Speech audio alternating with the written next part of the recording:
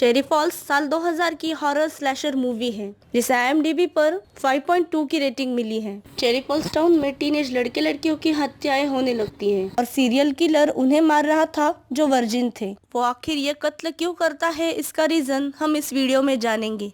कहानी शुरू करने से पहले हम इस फिल्म के कैरेक्टर्स जान लेंगे। जॉडी मार्किन इस फिल्म की मेन कैरेक्टर है। जॉडी के पिता शेरिफ ब्रेंट मार्किन, जॉडी का boyfriend Kenny, Tom Sisler high school principal, Leonard Marliston school professor, Sandy Jody की सहेली। ये कैरेक्टर्स फिल्म में बार बार दिखने वाले हैं, इसलिए इनके नाम आपको जानना ज़रूरी है। तो चलिए शुरू करते हैं इस वीडियो को।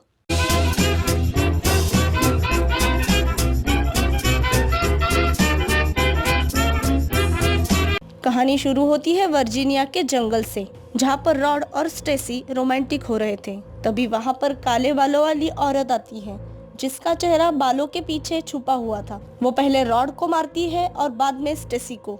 दूसरे सीन में हमें केनी और जॉडी दिखते हैं। केनी जॉडी को किस कर रहा था। केनी उससे भी आगे बढ़ना चाहता था पर जॉडी उसे रोक लेती है और तभी वहाँ जॉडी की माँ आती है जो उसे घर चलने को कहती है। केनी जॉडी से कहता है अब हमें दूसरे पार्टनर्स ढूंढ लेने चाहिए, यानी अब हमें ब्रेकअप करना चाहिए। शायद वो ऐसा इसलिए कहता है कि जॉडी उसे अपने नजदीक नहीं आने दे रही थी, जिसके चलते वो 1 साल के रिलेशनशिप को तोड़ने की बात करता है और जॉडी गुस्से में आकर ऑल राइट कह के घर चली जाती है। घर में उसके पिता शेरिफ ब्रेंट मार्किन उसकी राह देख रहे थे क्योंकि उसे घर लौटने में देर हो चुकी थी। इस बात के लिए उसके पिता उसे डांटते भी हैं। तभी मार्किन को फोन आता है और वो चला जाता है उस सीन पर जहाँ स्टेसी और रॉड की हत्या हुई थी। रॉड को बहुत बार स्टैप करके मारा था और स्टेसी को टॉर्चर करके, जिसके बाद उसे पेड़ से लटकाया था। सुबह जब जॉडी स्कूल जाती है तब टिमी नाम का एक लड़का उसे उन दोनों के मर्डर के बारे में बताता है। टिमी स्कूल में ही न्यूज़पेपर चलाता था। उस पेपर में बस स्कूल में होने वाली घटनाएं या स्कूल के कुछ इवेंट्स बस इन्हीं के बारे में छपता था। उन दोनों के मरने से उनके फ्रेंड्स काफी दुखी होकर रो रहे थे। क्लास में उन दोनों को याद करते हुए प्रोफेसर लियोनार्ड मैरलिस्टन और उनके कुछ दोस्त उनकी यादों को उजागर कर रहे थे।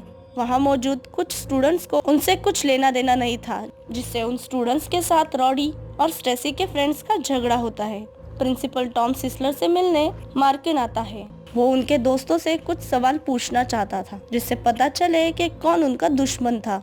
अगले सीन में हमें एनेट नाम की एक लड़की दिखती है जो घर में अकेली मौजूद थी। वहाँ पर वही किलर औरत आती है जो कहती है मेरा नाम लॉरली शर्मन है, तुम्हारे माँ से मिलने आई हूँ। पर इस पर एनेट जवाब देती है कि वो घर में मौजूद नहीं है। तब वो औरत कहती है कि मैं उनके लिए एक मैसेज छोड़ना चाहती हूँ।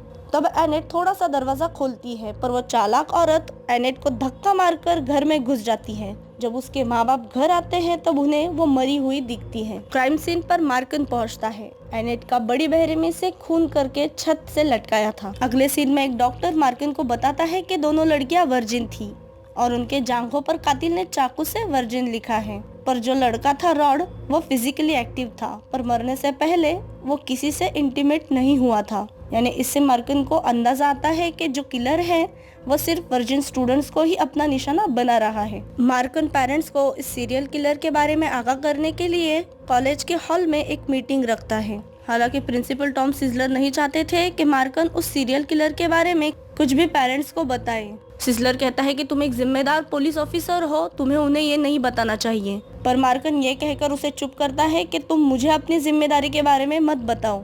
कॉलेज के सारे बच्चे जा चुके थे। तब जॉडी अपनी फाइल सबमिट करने के लिए प्रोफेसर मैरलिस्टन के पास जाती है, जहाँ पर केनी और उसके ब्रेकअप की बात होती है। वो अपने मन की सारी बातें प्रोफेसर को बताती है पर तभी जॉडी को लगता है कि उन्हें कोई छुप के देख रहा है।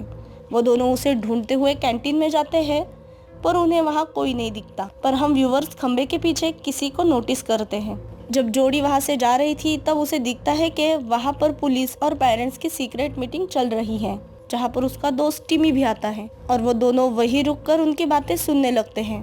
मार्किन पेरेंट्स को बताता है कि वो सीरियल किलर वर्जिन बच्चों को अपना निशाना बना रहा है। उसकी ये बात सुनकर कुछ माँ बाप डरते हैं और पूछते हैं कि आप उसे कब पकड़ेंगे। कुछ कहते हैं तो क्या अब हम अपने बच्चों को घर में ही कैद करके रखें, और कुछ कहते हैं कि हम अपने बच्चों से क्या कहें कि जाओ, तुम्हें अपनी जान बचाने के लिए जो सही लगे वो करो। पर जल्द ही उन लोगों में आपस में ही झगड़ा शुरू होता है। वहाँ मौजूद टिमी उनका ये झगड़ा देखकर हंसने लगता है और उनकी कुछ फोटो खींच लेता है। अपने कॉलेज के न्यूज़पेपर में छापने के लिए। उन दोनों को किलर के टारगेट करने के तरीके पर हंसी आती है और टिमी को लगता है कि यह बात सब स्टूडेंट्स को जाननी चाहिए। इसलिए टिमी जोडी का मोबाइल लेके अपने किसी दोस्त को कॉल करने वहां से बाहर चला जाता है। बहुत देर होने पर भी जब वो लौटता नहीं तो जोडी उसे देखने नीचे जाती है, जहाँ पर उसे एक लॉकर में टिमी की खून से सनी लाश दिखती है। वो डरकर चिल्लाते हुए वहां से भागने लगती है। तभी वो कातिल औरत जो छुप के बैठी थी वो उस पर हमला करके उसे बेहोश करती है और उसके पैरों पर भी चाकू से वर्जिन लिखने वाली होती है। तभी जोडी होश में आती है और हाथ में कोई भी आने वाली चीज उस पर फेंक कर उस पर हमला करती है। और जब उस औरत को चोट लगती है तब वो चिल्लाती है, पर तब हमें उसकी आवाज किसी मर्द की तरह लगती है। यहाँ मैं रुककर आपसे पूछना चाहती हूँ कि आपको कौन कातिल लगता है, उसका नाम नीचे कमेंट बॉक्स में जरूर लिखिए। जोडी वहाँ से बचकर भाग निकलती है। बाद में उसके डैड जाके देखते हैं तो वो औरत वहाँ से भाग चुकी थी। अगले सीन में हमें जोडी दिखती है जो पुलिस को उस औरत का स्केच बनाने में मदद कर रही थी। उसके बताए हुए हुलिये से एक औरत का चेहरा बनता है, जिसे देख के मार्किन थोड़ा सा हैरान परेशान होता है। जिसके बाद वो प्रिंसिपल सिजलर को उस औरत का फोटो फैक्स करके उसे फोन करता है और कहता है कि कहो ये लॉरली शर्मन नहीं है, ये वो औरत नहीं है। उनकी बातों से ऐसा लगता है कि ये दोनों पहले से ही उस औरत को जानते हैं। उनके बीच होने वाली बातें जोडी दूसरे फोन से सुन रही थी। मार्कन कहता है कि कुछ साल पहले मैंने इसे वेस्ट वर्जीनिया में ट्रेस किया था, मैं अभी जाकर उसे पकड़ लूंगा। जिस पर सिसलर कहता है 25 सालों में उसके बारे में ना ही किसी ने सुना है और ना ही किसी ने उसे देखा है, तो वो वापस एक साइको किलर के रूप में क्यों आएगी। मार्कन जोडी को फोन पर देख लेता है और उसे डांटने लगता है। तब जोडी कहती है कि मैंने आपकी कोई बात नहीं सुनी। जोडी को देखने सैंडी पुलिस स्टेशन आती है और बताती है कि जब से स्टूडेंट्स को पता चला है वो किलर वर्जिन बच्चों को मार रहा है, तब सारे स्टूडेंट्स ने फैसला किया कि वो अब वर्जिन नहीं रहेंगे, जिसके लिए उन्होंने रात को एक पार्टी रखी है जहाँ पर सब अपने बॉयफ्रेंड गर्लफ्रेंड के साथ आने वाले हैं। मैं भी मार्क के साथ जाऊंगी और तुम्हें भी आना चाहिए, पर जोडी साफ मना करती है। जोडी अपने माँ बाप से परमिशन लेके स्कूल जाती है अपने दोस्तों से मिलने, जहाँ उसे देख के सब खुश होते हैं। कैनी भी उससे मिलने आता है और कहता है कि मुझे लगा था कि मैं तुम्हें हमेशा के लिए खो दूंगा। वो उसे रात की पार्टी में आने को कहता है, पर जोडी आने से मना करती है, ये कहकर कि मैंने अपने डैड से प्रॉमिस किया है, मैं उनका विश्वास नहीं तोड़ना चाहती, और वो घर चली जाती है। घर जाने पर वो अपनी माँ से लॉरली शर्मन के बारे में पूछती है। उसकी माँ कहती है कि मैंने इस औरत का नाम पहली बार सुना है, मुझे उसके बारे में कुछ नहीं पता। पर उसकी माँ की बातों से ऐसा लगता है कि वो जोडी से कुछ छुपा रही है। तो जोडी माँ से छुपकर स्कूल के लाइब्रेरी जाती है, जहाँ पर वो पुराने पेपर में उस औरत से जुड़ी न्यूज को ढूंढ लेती है जिसमें उस लड़की के गुम होने की बात लिखी थी। तभी उसकी माँ वहाँ आकर उसे डांट कर उसे वहाँ से ले जाती है। जोडी जिद पर अड़ी रहती है कि उसे लॉरली शर्मन के बारे में जानना है। तब उसकी माँ बताती है कि कुछ साल पहले लॉरली शर्मन ने दावा किया था कि उसके साथ रेप हुआ है। जिन्होंने उसका रेप किया था वो 4 लड़के उसी के हाई स्कूल के और बड़े घर के लड़के थे। किसी ने भी उसकी मदद नहीं की और वो इस हादसे के बाद इस टाउन से चली गई। जोडी उन 4 लड़कों का नाम पूछती है। उसकी माँ कहती है उस हादसे के 1 साल बाद उनमें से 2 लड़के टाउन छोड़ के चले गए और बाकी 2 लड़के थे तुम्हारे स्कूल के प्रिंसिपल टॉम सिसलर और तुम्हारे डैडी। ये बात सुनकर जोडी को शॉक लगता है। उसकी माँ कहती है कि तुम्हारे पिता ने कुछ नहीं किया, वो बस वहाँ मौजूद थे और वो होश में नहीं थे। जोडी कहती है कि अगर उन्होंने कुछ नहीं किया था तो उन्हें पुलिस को सब सच बता देना चाहिए था। तब माँ कहती है कि वो मजबूर थे, वो सभी उनके अच्छे दोस्त थे। ये बात सुनकर जोडी बहुत दुखी होती है। यहाँ पर मार्कन वेस्ट वर्जीनिया लॉरली शर्मन के घर जाता है, पर वो घर देखकर ऐसा लगता है कि अब वहाँ कोई नहीं रहता। उस घर में मार्कन को एक पालना दिखता है जिसमें एक डॉल को फांसी दी थी, और जब वो वहाँ से लौटता है तब हमें लॉरली शर्मन की पीछे से एक झलक दिखती है। मार्कन को उसकी कलीग बताती है कि प्रिंसिपल आपसे लॉरली शर्मन के बारे में कुछ बात करना चाहते हैं और इसके लिए उन्होंने आपको ऑफिस बुलाया है। शाम को जोडी केनी के घर जाती है और उससे फिजिकल होने लगती है। वो ऐसा सिर्फ इसलिए कर रही थी कि वो अपने माँ बाप को हर्ट कर सके, क्योंकि वो उन पर नाराज थी और उसे उन पर बहुत गुस्सा था। पर वो वहीं पर संभल जाती है और अपना माइंड चेंज कर लेती है और वहाँ से जाने लगती है। केनी उसे कहता है कि अब तुम्हें अपना ज़्यादा वक्त प्रोफेसर मैर्लिस्टन के साथ बिताना अच्छा लगता है, इसलिए तुम मुझे छोड़कर उनके पास जा रही हो। जोडी इन सब बातों को इग्नोर करते हुए वहाँ से चली जाती है। पर यहाँ पर हमें एक बात नोटिस करने को मिलती है, वो ये कि जब हम केनी का जूता देखते हैं तब हमें समझ आता है कि उस दिन उन दोनों को छुपकर देखने वाला केनी ही था।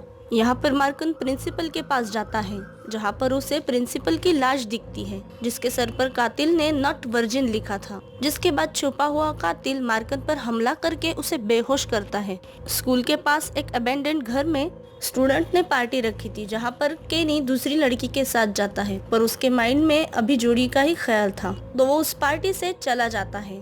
पुलिस उस घर के बाहर उस कातिल का इंतजार कर रही थी। जोड़ी रात को प्रोफेसर मैरलिस्टन के पास जाती है, जो एक संदूक को घर के अंदर ले जा रहे थे। जोड़ी वो संदूक घर के अंदर ले जाने में उनकी मदद करती है और उनसे कहती है कि एक आप ही हो अब जिन पर मैं भरोसा कर सकती हूँ। जोड़ी और उसके पापा का रिश्ता अच्छा था, वो उनसे सारी बातें शेयर करती थी। तो प्रोफेसर उसे कहता है कि क्या तुम्हारे पिता अब झूठे मक्कार निकले? वो चौंक कर उनकी तरफ देखती है और पूछती है कि संदूक में क्या है। प्रोफेसर मुस्कुराते हुए कहता है, तुम्हारे पिता। जब वो संदूक खोल के देखती है तो उसे सच में अपने पिता दिखते हैं, जो बंधे हुए थे। मैरलिस्टर उन दोनों को नीचे बेसमेंट में ले जाके बांधता है, जहाँ पर जोड़ी को बालों का विग और कुछ हथियार दिखते हैं, जिसे पता चलता है कि लॉरली शर्मन का भेष बदलकर मैरलिस्टन ने ही वो सारे कत्ल किए हैं। वो मार्कन से कहता है कि अपनी बेटी को बताओ 27 साल पहले क्या हुआ था, नहीं तो मैं तुम्हारी बेटी को मार दूंगा। तब मार्कन बताता है, हम जल्द ही ग्रेजुएट होने वाले थे, हम आखिरी साल में थे, जिसकी वजह से हम पार्टी में सेलिब्रेट करने गए थे। हम सब ने बहुत ड्रिंक किया था, मैं तो अपने होश में भी नहीं था। लौटते वक्त रास्ते में हमें लॉरली शर्मन दिखी, जिसकी गाड़ी बंद पड़ी थी। उन तीनों ने उसे शराब पिलाई और उसके बाद टॉम, हैरी और जिम ने उसका रेप किया और मुझसे भी बेहोशी की हालत में करवाया। यहाँ मैरलिस्टन के बताने पर मार्कस के साथ साथ हमें भी पता चलता है कि मैरलिस्टन उनका ही बेटा है। उस हादसे के बाद कोई भी लॉरली की मदद नहीं करता और वो सब अमीर होने के कारण केस को वही दबा दिया जाता है। उस हादसे के बाद लॉरली डिप्रेशन में गई थी और बचपन में वो मैरलिस्टन को बहुत मारती और कोसती थी, जो उसे याद दिलाता कि उसके साथ क्या हुआ है। यहाँ मैरलिस्टन एक बार मार्कन को डैड कह के बुलाता है, क्योंकि उन दोनों की आंखें बिल्कुल सेम थी। यह हादसा होने से पहले लॉरली मार्कन से प्यार करती थी, जिसके लिए उसने लेटर और कुछ पोएम्स लिखे थे, लेकिन उस हादसे के बाद वो उससे नफरत करने लगी थी। हालांकि मार्कन कहता है कि ये सब जो हुआ वो उसे उसके दोस्तों ने करवाया और वो बेगुनाह है। जब ये बातें चल रही थी तभी वहाँ केनी आता है, जो मैरलिस्टन को जोड़ी के बारे में पूछता है। वो कहता है कि वो यहाँ नहीं आई, पर केनी ने उसकी साइकिल बाहर देख ली थी, तो वो उसे बाहर धक्का देके उसके घर में घुसता है और दरवाजे को लॉक करके जोड़ी को आवाज देता है। उसे लगता है कि जोड़ी और प्रोफेसर के बीच कुछ चल रहा है। नीचे बंधा हुआ मार्कन धक्का मार के शीशा तोड़ता है, जिससे केनी नीचे देखने जाता है तो वहाँ उसे जोड़ी और उसके पिता बंधे हुए दिखते हैं, जिन्हें वो छुड़ाता है। लेकिन तभी वहाँ कुल्हाड़ी लेके मैरलिस्टन आता है। मार्कन जोड़ी और केनी को वहाँ से भागने को कहता है और मैरलिस्टन को पकड़ लेता है, पर मैरलिस्टन उसी कुल्हाड़ी से उसे मार देता है। जोड़ी अपने पिता को छोड़ के जाने को तैयार नहीं थी, पर केनी उसे ले जाता है और अब मैरलिस्टन लॉरली शर्मन का रूप लेके उनके पीछे उन्हें मारने लगता है। वो दोनों उसी घर में जाते हैं जहाँ पार्टी थी। वो एक पुलिस वाले से मदद मांगते हैं, पर मैरलिस्टन उसे भी मार देता है। मार्क और सैंडी को छोड़ के सभी स्टूडेंट्स ऊपर के कमरे में थे, जहाँ ये दोनों जाके उन्हें मैरलिस्टन की सच्चाई बताते हैं। वहाँ पर मैरलिस्टन पहुँच के बाकी स्टूडेंट्स पर भी हमला करता है और वहाँ भगदड़ मच जाती है। जो जिस हालत में होते हैं वैसे ही भागने लगते हैं। मैरलिस्टन केनी पर जोरदार चाकू से हमला करता है, जिसे वो घायल हो जाता है। ये देख जोड़ी भी गुस्सा होती है कि उसने पहले उसके पापा को मारा, उस पर हमला किया और अब केनी पर भी। वो इतनी गुस्सा होती है कि उसे धक्का देके नीचे गिरा देती है, जिससे मैरलिस्टन के पेट में नुकीली लकड़ी का टुकड़ा घुस जाता है। सबको लगता है कि वो मर गया, पर मार्क जब उसके पास जाता है तब वो उसे पकड़ लेता है। तब एक पुलिस ऑफिसर उसे गोलियों से भून देती है। 2-4 दिन बाद एजेंट ब्रेनियल जोड़ी को पूछता है, तुम्हारे डैड वेस्ट वर्जीनिया क्यों गए थे और मैरलिस्टन ये कत्ल क्यों कर रहा था? इन दोनों सवालों के जवाब जानते हुए भी जोड़ी कुछ नहीं बताती और लौटते वक्त उसे लॉरली शर्मन जैसी एक औरत दिखती है, जो वहाँ से गायब भी हो जाती है और ये फिल्म यही खत्म हो जाती है। इस फिल्म में जोड़ी का कैरेक्टर बहुत स्ट्रॉन्ग और अच्छा दिखाया है। मार्कन के बारे में कहा जाए तो वो एक अच्छा पिता था, जो अपनी बेटी को हमेशा प्यार और सपोर्ट करता था। उसका कहना था कि हादसे में वो खुद जानबूझकर शामिल नहीं था, पर अगर वो चाहता तो सबको सच बताकर वो लॉरली की मदद कर सकता था और चाहे तो उससे अपना कर शादी भी कर सकता था। क्योंकि लॉरली भी उससे प्यार करती थी। मैरलिस्टिन का जन्म उसी हादसे के बाद हुआ था जिससे लॉरली काफी नफरत करती थी और हमेशा उसे पीटती थी। तो कहीं ना कहीं मैरलिस्टिन भी पागल हो चुका था, जो फैसला करता है कि वो दूसरे अमीर माँ बाप के वर्जिन बच्चों को मार देगा। और जो स्टूडेंट वो मार रहा था वो उसी के स्कूल के थे। उसकी माँ की मदद किसी ने नहीं की थी उसे न्याय दिलाने में, क्योंकि वह सब लड़के अमीर घर के थे। जिससे वो हताश होकर वो टाउन छोड़ के चली जाती है, जिसकी वजह से मैरलिस्टिन को अमीर लोगों से नफरत हो चुकी थी। आखिर में लॉरली शेरमन का क्या हुआ ये तो इस मूवी में क्लियर नहीं दिखाया। हो सकता है कि जोडी ने उसे सच में देखा होगा, या तो वो उसकी सिर्फ इमेजिनेशन थी। आज के इस वीडियो में बस इतना ही। आपको ये कैसी लगी ये कमेंट करके जरूर बताइए। वीडियो आपको अच्छी लगी तो एक लाइक जरूर कर दीजिए, और अगर आप पहली बार इस चैनल पे आए हो तो प्लीज मेरे इस चैनल को सब्सक्राइब भी कर लीजिए। मिलते हैं अगले वीडियो में।